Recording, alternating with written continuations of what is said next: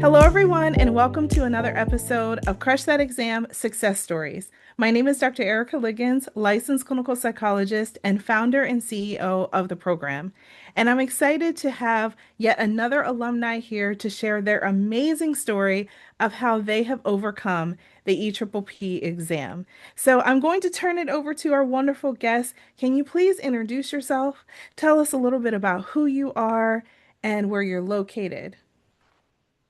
Sure. My name is Soren Shamsion. I'm located in Southern California, Orange County. And yeah, that's me. Wonderful. Yeah. So tell us a little bit like where did you go to school? When did you graduate? And what type of work do you like to do in the field? So for schooling, when I did my undergrad, my bachelor's, I did it in London, Ontario, in Canada. So that's where I was for the 4 years. And then after that, then we moved. Um, no, that was prior to moving. No, so I did my bachelor's in London, Ontario, and then my master's was still in Canada, but I moved. My parents came to California. I moved to Vancouver, British Columbia. So I went from the East Coast Canada all the way to the West Coast of Canada, um, where I did my master's in counseling psychology. And then after that, I moved to California, where I did my doctorate in counseling psychology. And Wonderful. yeah, and I've been in the field of mental health slash addiction for the past 19 years. Um, so that's my passion, as always, which wasn't exactly in the books. I wasn't planning to go into addiction. I was planning to do Jean Piaget's work with children and families, but life had a different story for me. So things turned around, and I've been in addiction for now 19 years. Yeah, you never know where you're going to end up. And that's Oh why we my tell God. people hold everything with an open hand because you never know when you might have an experience with a particular client or go to a training or train somewhere that just totally opens you up to a whole different thing. And so you Exactly. did your education in a few different places. Now, when did you actually graduate? I graduated in 2012. 12. Okay, with your doctorate. Yes. That's when you finished. Yeah. Okay. So you had quite the journey with overcoming this exam. So for reference, because people might be watching this later, you finished with your doctor in 2012, and right now we've just started 2026, and you recently passed your exam. So That's tell right. us, what was your journey like during that time when you were studying and preparing for this exam? Like, how many times did you take it? And just walk us through your EPPP life prior to starting this program. Yeah. Well, that goes back to 2016. Because once I finished my doctorate, I moved again back Hmm. to Vancouver, British Columbia. I was there for several years. And then again, I moved back to California. So I was playing this yo-yo effect between Vancouver and California. And so I finally moved in 2016. I've been here since then. Um, and when I got my full-time job, I applied for the psychological assistant number and I started accruing my hours. And because I was working full-time and the Board of Psychology accepts majority of your activities accruing towards your hours, um, very quickly I was able to get my 1500 in order to sit down for the exam.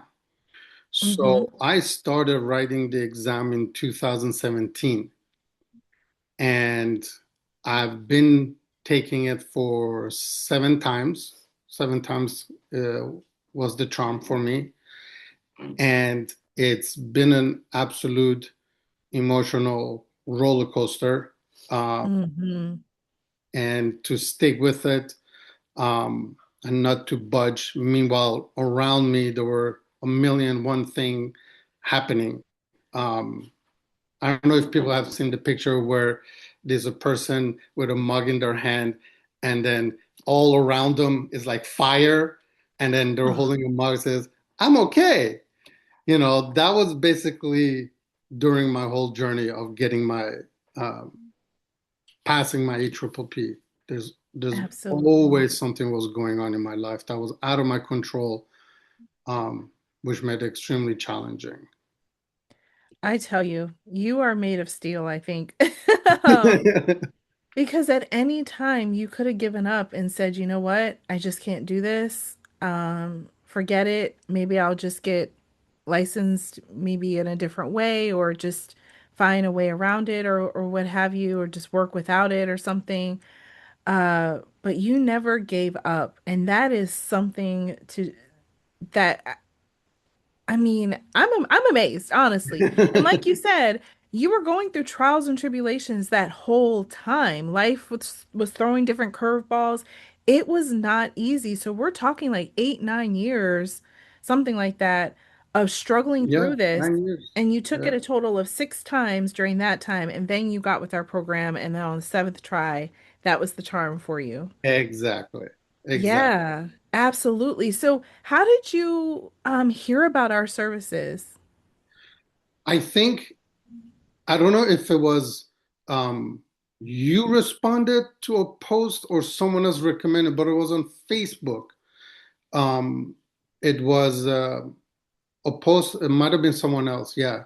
It was the we will pass the EPPP, and they were connected to another company that I was using their material for content. And so I had joined them to stay in touch and any workshops they were having so I could attend and get insight and be more prepared. Um, and then there I just wrote, it was at a peak of my frustration and just exhaustion of keep writing it and knowing that I can pass this. Like I knew it inside my gut, like I can do this. And kept on getting, rejected. And it was just infuriating. And so I Mm. kind of vented on the Facebook. And then someone sent me your name and your link on Oh, there. And then from there, then the rest was history. Yeah. yeah, absolutely.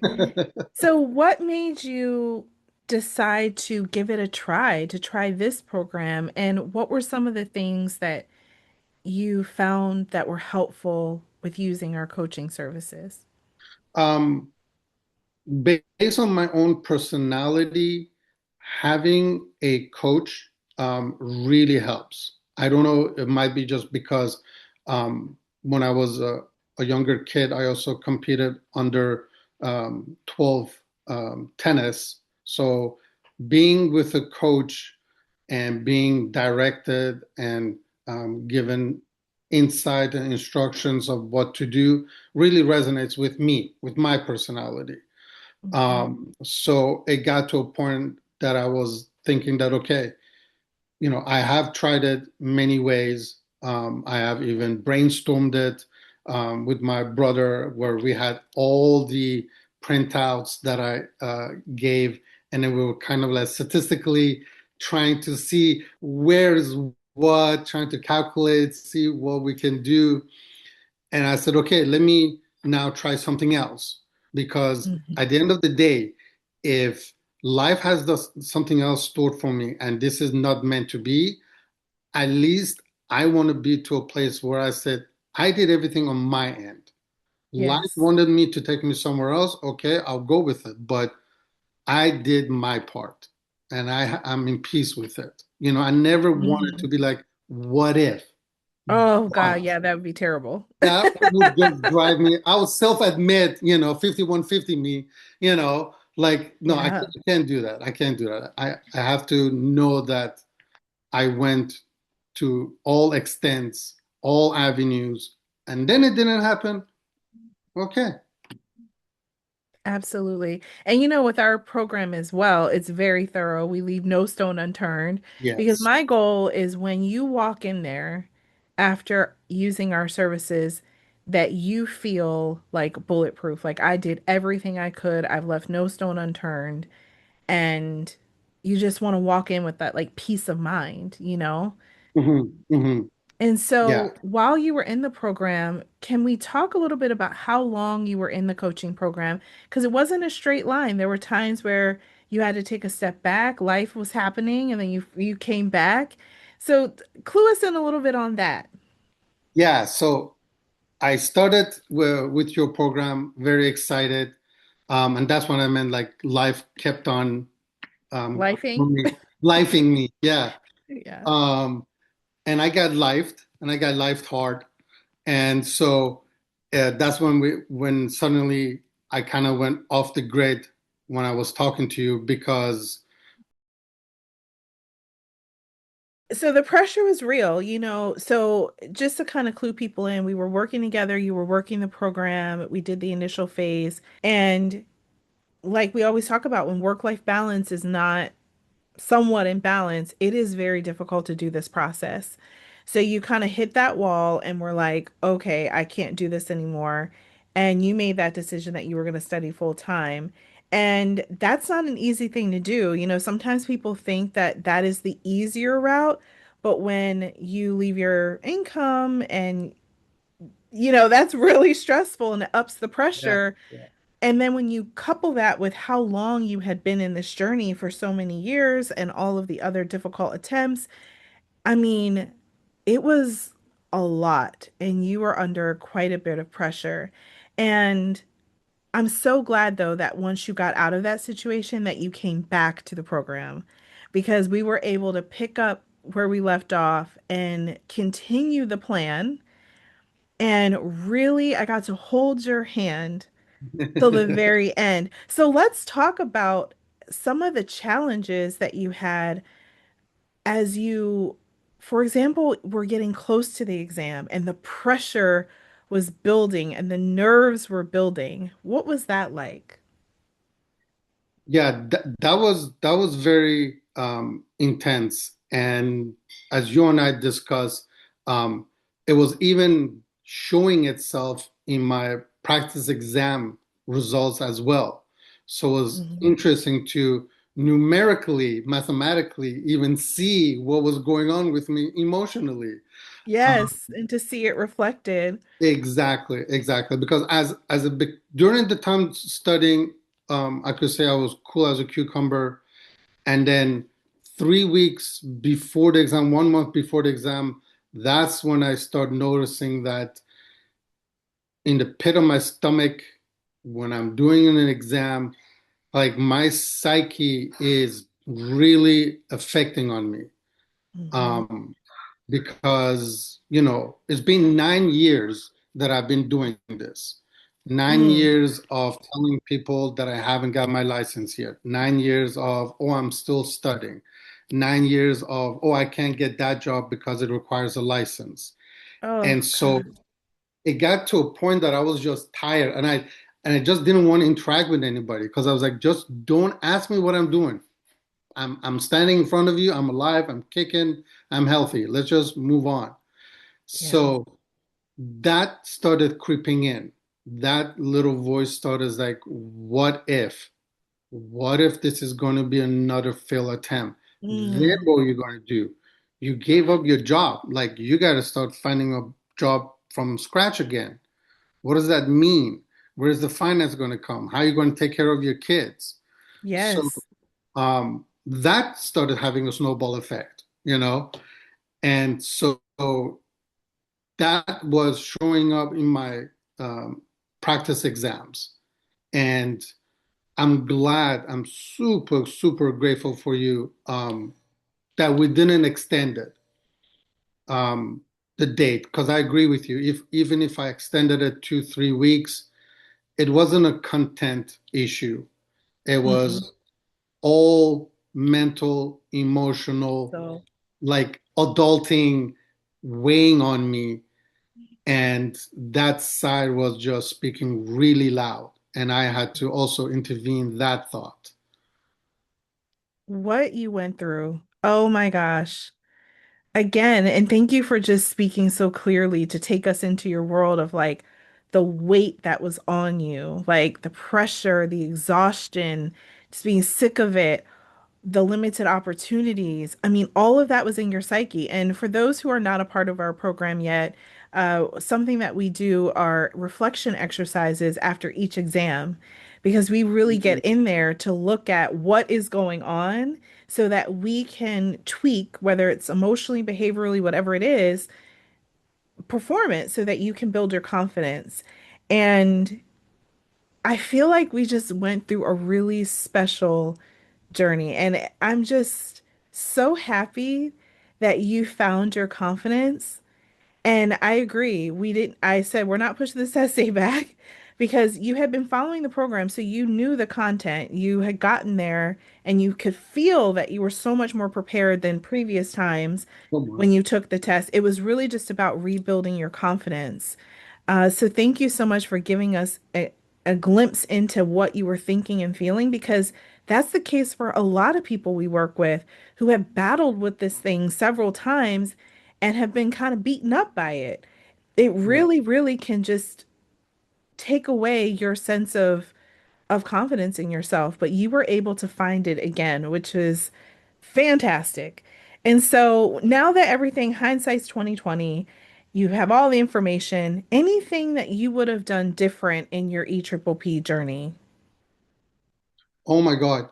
If I knew about your existence um, from beginning, that I'm saying it with all every beat of my heart, it would have been a game changer, because all till the time I met you, I was doing it by trial and error. I was like, okay, so I tried this way of studying, didn't work. I was even, as I shared with you when we first met, I was coming home from work. I'll eat, I'll sleep, I'll wake up around 1, 2 in the morning. I'll Mm. study for 3 hours, then go back to sleep, wake up in 2 hours, go work, and then repeat. Oh my That, God. Yeah, I that, remember that. yeah, that Almost was broke scary. you. Like, Exactly. It really did. I scored the lowest when I did that. um, on one of my attempts, but I was trying it from every single angle that I could possibly think of based on my current circumstances. I said, okay, I'm going to work with what I got. This is my life. Welcome to the adult world. God knows I'm still extremely fortunate about the support I have. Some people don't even have 1/10 of support I have. And so we got to make it work. We got to make it work.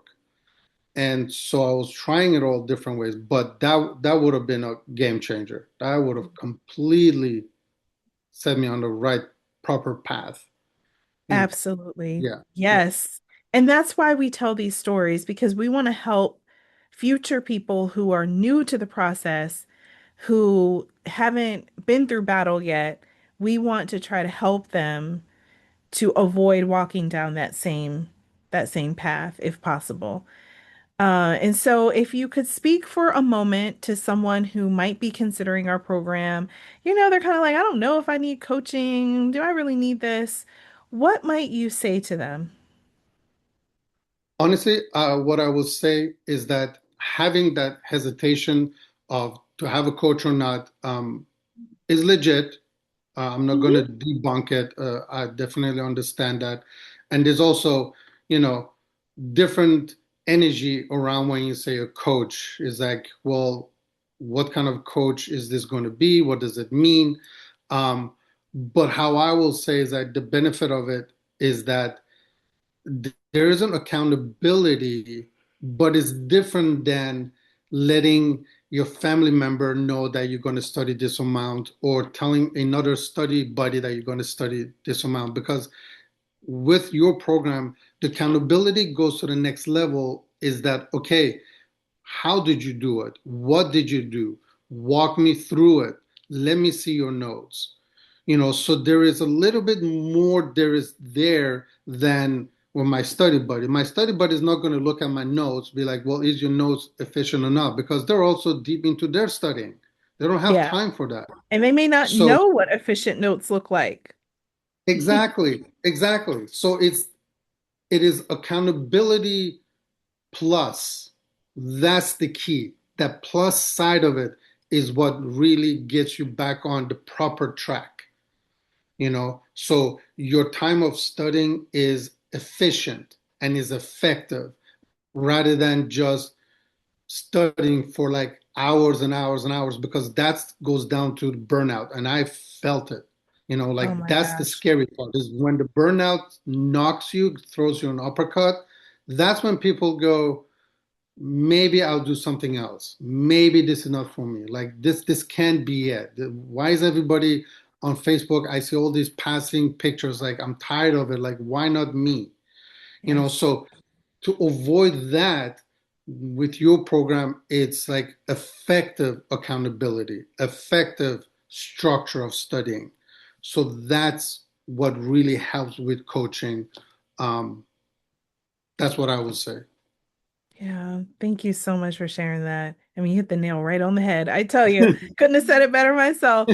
So now that you're free from the EPPP, what is something you're looking forward to, both professionally and personally? Personally, I love reading.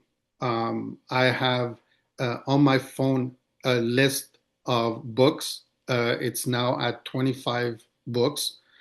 And so I go to Barnes and Noble. It's my candy store. Oh, And I have to put a budget or else I can't contain myself. Um, and so I've been getting books, and I've bought 5 books, and I've already finished 2. So I'm going through 5 books right now. And just being able to sit and read and not feel guilty, or a little mhm. voice in your head goes, if you're going to sit and read, why don't you then read your study material? Like, you're already reading, you know?